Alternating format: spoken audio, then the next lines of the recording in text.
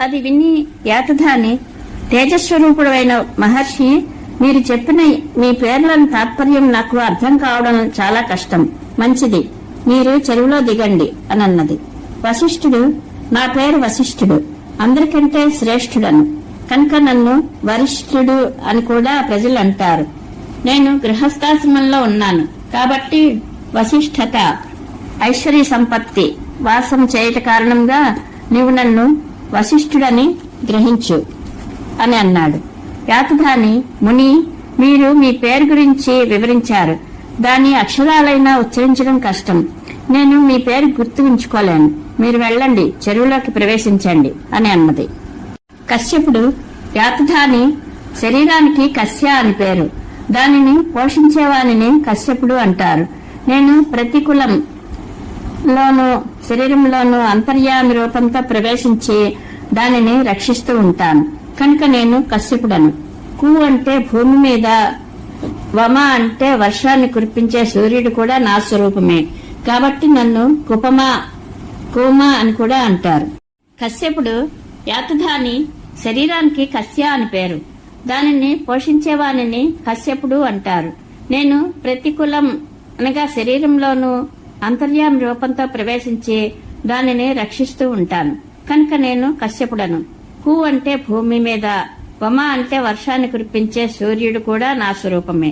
కాబట్టి నన్ను కోమా అని కూడా అంటారు. నా శరీర వర్ణం రెల్లి పువ్వులా కాంతిమంతంగా ఉంటుంది. అందుకని నేను కాశ్య అనే పేరుతో కూడా ప్రసిద్ధుడిని. ఇదే నా పేరు. దీనిని నీవు ధారణ చెయ్యి అని అన్నాడు. యాతధాని, మహర్షి, నీ పేరు యొక్క తాత్పర్యం తెలుసుకోవడం నాకు అతి కష్టం. మీరు కూడా తామరలతో నిండిన చెరువులోనికి వెళ్ళండి అని అన్నది. భరద్వాజుడు, కళ్యాణి, నాకు పుత్రులు శిష్యులు కాని వారిని కూడా నేను పోషిస్తాను. దేవతలను, బ్రాహ్మణులను, నా ధర్మపత్నిని, ద్వాజులను కూడా పెంచి పోషిస్తాను. కనుక భరద్వాజ నామంతో ప్రసిద్ధి చెందాను అని చెప్పాడు.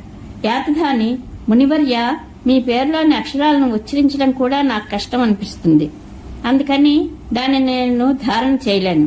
వెళ్ళండి, మీరు కూడా ఈ సరోవరంలో దిగండి అని అన్నది. గౌతముడు, కృత్య, ఇంద్రియ నిగ్రహం ద్వారా నేను గోవును అనగా భూమి, స్వర్గం కూడా దమింపచేశాను. అందుకని గోధుమ పేరును ధరించాను. పొగలేని నిప్పులా నేను తేజస్విని. అందరి యందు సమాన దృష్టి కలిగిన కారణంగా నీవు గాని ఇతరులెవరైనా గాని నన్ను అణచలేరు. నా శరీర కాంతి గో అంధకారాన్ని దూరంగా తొలగించే వేసేది ఆత్మ. కాబట్టి నీవు నన్ను గౌతమునిగా తెలుసుకో అన్నాడు. యాతధాని, మహాముని, నీ పేరులోని వివరణను కూడా నేను గ్రహించలేకపోయాను. వెళ్ళండి, చెరువులో దిగండి అని అన్నది. విశ్వామిత్రుడు, యాతధాని, విశ్వేదేవులు నాకు మిత్రులు. నేను గోవులకు, విశ్వానికంతటికి మిత్రుడిని. కనుక లోకంలో నేను విశ్వామిత్రుడు అనే పేరుతో ప్రసిద్ధుడనయ్యాను అని అన్నాడు. యాతధాని, మహర్షి, మీ పేరు యొక్క వివరణను ఉచ్చరించడం కూడా నాకు కష్టమే. నేను దానిని గుర్తుపెట్టుకోలేను. మీరు చెరువులోకి వెళ్ళండి అని అన్నది. జమదగ్ని, కళ్యాణి, నేను జమత్ అంటే దేవతల యొక్క ఆహవనీయాగ్ని నుండి పుట్టాను. కనుక నన్ను జమదగ్ని పేరుతో విఖ్యాతుడనని తెలుసుకో అని అన్నాడు. యాతధాని, ముని, మీరు మీ పేరు యొక్క అర్థాన్ని చెప్పిన విధానం తెలుసుకోవడం నాకు చాలా కష్టం. ఇక మీరు సరోవరంలో ప్రవేశించండి అని అన్నది. అరుంధతి, యాతధాని, నేను అరు అంటే పర్వతాలను, పృథ్వీని, ద్విలోకాన్ని నా శక్తితో భరిస్తూ ఉంటాను. నా భర్తకు నేను ఎప్పుడూ దూరంగా ఉండను.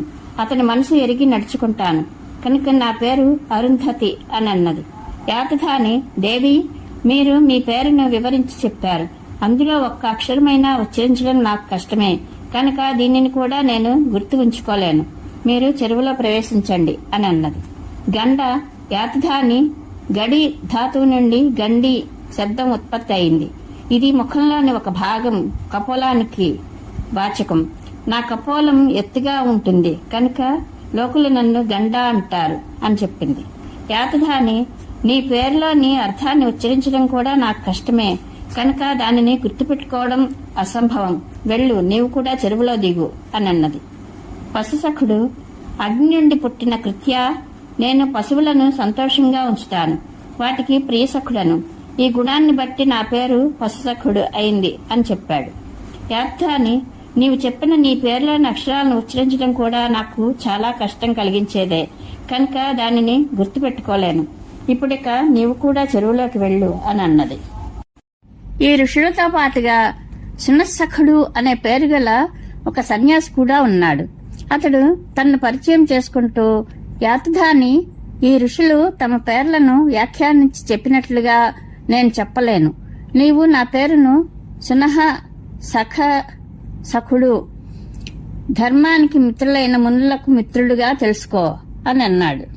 యాతధాని, విప్రవర్య, నీవు సందిగ్ధ వర్ణాలతో నీ పేరును చెప్తున్నావు కనుక నీవు మళ్లీ స్పష్టంగా నీ పేరును వివరించి చెప్పు అని అడిగింది. సునస్సఖుడు, నేను నా పేరు ఒకసారి చెప్పాను, అయినా నీవు శ్రద్ధగా వినలేదు కనుక ఇదిగో నా ఈ త్రిదండంతో దెబ్బలు తిని ఇప్పుడే భస్మమైపో అని అన్నాడు. ఇలా అని ఆ సన్యాసి బ్రహ్మదండం వంటి తన త్రిదండంతో అలా చేతితో కొట్టాడో లేదో ఆ యాతధాని నేలపై పడి వెంటనే భస్మమైపోయింది. ఈ రీతిగా సునస్సఖుడు మహాబలవంతురాలైన ఆ రాక్షసుని వధించి త్రిదండాన్ని నేలపై పెట్టాడు. తాను కూడా అక్కడే పచ్చికపై కూర్చున్నాడు. తదనంతరం ఆ ఋషులందరూ తమకు కావలసినట్లుగా పూలను, తామర తూడులను తీసుకుని అమితానందంగా చెరువు నుండి బయటకు వచ్చారు. మిక్కిలి శ్రమపడి వారు తూడులను వేర్వేరు కట్టలుగా కట్టారు. అనంతరం వాటిని ఒడ్డు మీదనే పెట్టి చెరువులో దిగి నీటితో తర్పణాలు విడవసాగారు. కొద్దిసేపటికి వారు నీటి నుండి బయటకు వచ్చేసరికి వారికి తాము అక్కడ పెట్టిన తామరతూళ్లు కనబడలేదు. అప్పుడు అందరూ ఒక్కసారిగా, అరే, మనం అందరం ఆకలితో అలమటిస్తున్నాం, ఇప్పుడు ఆహారం తీసుకోవాలని అనుకున్నాం, ఈ స్థితిలో ఏ నిర్దయుడు వచ్చి మన తామరతూళ్లను దొంగిలించాడు అని అన్నారు. ఏమీ జాడ తెలియకపోయేసరికి అందరూ తమ నిజాయితీని నిరూపించడానికి శపథం చేయాలని నిశ్చయించుకున్నారు. ఆ సమయంలో వారందరూ ఆకలితో అలమటిస్తూ మిక్కిలి అలసి ఉన్నారు. అందుకని వారు శపథం చేయడం ఆరంభించారు. అందరికంటే ముందుగా అత్రి తూడులను దొంగిలించిన వానికి ఆవును తన్నిన, సూర్యుని వైపు తిరిగి మూత్ర విసర్జన చేసిన, అనధ్యయన సమయంలో అధ్యయనం చేసిన వారికి కలిగే పాపం కలుగుతుంది అని అన్నాడు. వశిష్ఠుడు తూడులను దొంగిలించిన వానికి నిషిద్ధ సమయంలో వేదాలు చదివిన, కుక్కలతో వేటకు వెళ్లిన, సన్యాసి ఇచ్చివచ్చిన తీరులో చరించే, శరణాగతిని చంపిన, కన్యను అమ్ముకొని జీవనాన్ని గడుపుకునే రైతు సొమ్ము అపహరించిన పాపం అంటుకుంటుంది అని అన్నాడు. కశ్యపుడు మృణాళములను దొంగిలించిన వానికి అన్ని చోట్ల అన్ని రకాల మాటలు చెప్పే, ఇతరులు కుదువు పెట్టిన దానిని అపహరించే, కూటసాక్ష్యం ఇచ్చే, అపాత్రదానం చేసే, పగటిపూట స్త్రీ సాంగత్యం చేసే పాపం అంటుతుంది అని అన్నాడు. భరద్వాజుడు తూడులను దొంగిలించిన నిర్దయునికి స్త్రీల పట్ల, బంధువర్గం పట్ల, గోవులతో అధర్మంగా వ్యవహరించిన, బ్రాహ్మణుల్ని వివాదంలో ఓడించిన, ఉపాధ్యాయుని కింద కూర్చోబెట్టి అతనితో ఋగ్వేద యజుర్వేదాలను అధ్యయనం చేయించిన, చెత్తా చెదారంలోని నిప్పులో ఆహుతులను వేల్చిన పాపం తగులుతుంది అని అన్నాడు. జమదగ్ని తూడులను అపహరించిన వానికి నీటిలో మల విసర్జన, గోహత్య, గోవుల పట్ల అపరాధం, ఋతుకాలం కాకుండా మైథునం, అందరినీ ద్వేషించడం, స్త్రీ సంపాదనతో బ్రతకడం, సోదర బంధువర్గం పట్ల ద్వేషం, అందరితో విరోధించడం, పరస్పరం ఒకరి ఇంటికి ఒకరు అతిథులుగా వెళ్లడం వలన కలిగే దోషాలన్నీ కలుగుతాయి అని అన్నాడు. గౌతముడు తామరతూడులను దొంగిలించినవాడు వేదాలను చదివి వాటిని మర్చిపోయినట్టే, త్రేతాగ్నులను విసర్జించినట్టే, సోమరసాన్ని అమ్మినట్టే పాపాన్ని పొందడానికి అర్హుడవుతాడు. పైగా అతనికి ఒకే నూయి ఉన్న గ్రామంలో నివసించే శూద్రస్త్రీని భారీగా పొందిన బ్రాహ్మణులకు లభించే లోకమే లభిస్తుంది అని అన్నాడు. విశ్వామిత్రుడు మృణాళములను దొంగిలించిన వానికి కొడుకు జీవించి ఉండగానే అతని తల్లిదండ్రులు మొదలైన పోషింపదగిన వారంతా ఇతరుల వలన బ్రతుకుతూ ఉంటే అతనికి కలిగినట్లు పాపమే కలుగుతుంది. అతనికి ఎక్కడా స్థానం ఉండదు. అతని ఇంటిలో పుత్రులు అనేకులు ఉన్నా అతడు అపవిత్రుడే.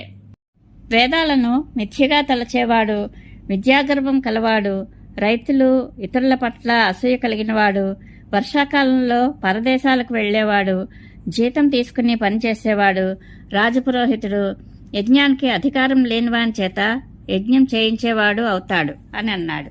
అరుంధతి తామరతోళ్లను దొంగిలించిన స్త్రీ ఎప్పుడూ తన అత్తగారిని అవమానించే, భర్త మనసుని కష్టపెట్టే, ఒంటరిగా రుచికరమైన భోజనం చేసే, ఇంటిలో ఉంటూ బంధువర్గాన్ని అనాదరించే, సాయంత్రం సత్తుపిండి తినే, వ్యభిచరించే, బ్రాహ్మణి అయి ఉండి క్షత్రియ స్త్రీ యొక్క స్వభావం కలిగినట్లు వీరుడైన పుత్రునికి తల్లి అయ్యే పాపాత్మురాలవుతుంది అని అన్నది. గండ మృణాల నాళములను దొంగిలించిన స్త్రీకి అబద్ధమాడిన బంధువులతో విరోధించిన, కన్యను అమ్మిన, వంట చేసుకుని ఒక్కతే తినిన వ్యభిచారిణి అయిన పాపం అంటుతుంది అని అన్నది. పశుసఖుడు తామరతూళ్లు దొంగిలించినవాడు దాసీ గర్భంలో జన్మిస్తాడు. సంతానం లేనివాడు దరిద్రుడు అవుతాడు. అతనికి దేవతలకు నమస్కరించని పాపం అంటుతుంది అని అన్నాడు. సునస్సఖుడు ఈ మృణాలములను దొంగిలించినవాడు యజుర్వేదం తెలిసిన ఋత్విక్కు లేదా సామవేదం తెలిసిన బ్రహ్మచారికి కన్యనిచ్చిన ఫలం పొందుతాడు. అథర్వ వేదాధ్యయనం ముగించుకుని విద్యుక్తంగా స్నాతుడైన పుణ్యాన్ని పొందుతాడు అని అన్నాడు. సన్యాసి ఇలా అనగానే సప్తర్షులు, సునస్సఖ, నీవు చేసిన శపథం బ్రాహ్మణులకు అభీష్టమైనదే కనుక మా మృణాలములను నీవే దొంగిలించినట్టు తెలుస్తోంది అని అన్నారు. సునస్సఖుడు, మునివర్లారా, మీరు చెప్పినది నిజం. వాస్తవానికి తామరతోళ్లను నేనే దొంగిలించాను. మీరు తర్పణాలు విడిచే సమయంలో మీ దృష్టి తప్పించి నేనే వాటిని ఇంకొక చోట దాచి ఉంచాను. చూడండి, ఇవిగో మీ తామరతూళ్లు. నేను మిమ్మల్ని పరీక్షించడానికే ఇలా చేశాను. మీరు నన్ను సన్యాసిగా కాదు, ఇంద్రుడని తెలుసుకోండి. మిమ్మల్ని రక్షించే ఉద్దేశంతోనే నేను ఇక్కడికి వచ్చాను. వృషాదర్భిరాజు పంపిన అత్యంత క్రూరకర్మలు చేసే యాతుధాని అనే కృత్య మిమ్మల్ని చంపాలనుకుని ఇక్కడకు వచ్చింది. అగ్ని నుండి అది పుట్టింది. ఆ పాపాత్మురాలు మిక్కిలి దుష్ట స్వభావం కలది.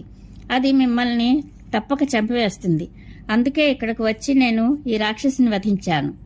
తపోధనులారా, మీరు లోభాన్ని త్యజించినందువలన అక్షయలోకాలపై అధికారం పొందారు. ఆ లోకాలు కోరికలన్నీ నెరవేర్చేవి. ఇప్పుడు మీరు ఇక్కడ నుండి అక్కడికి వెళ్ళండి అని చెప్పాడు. యుధిష్ఠిర ఇంద్రుని మాటలు విని మహర్షులకు చాలా ఆనందం కలిగింది.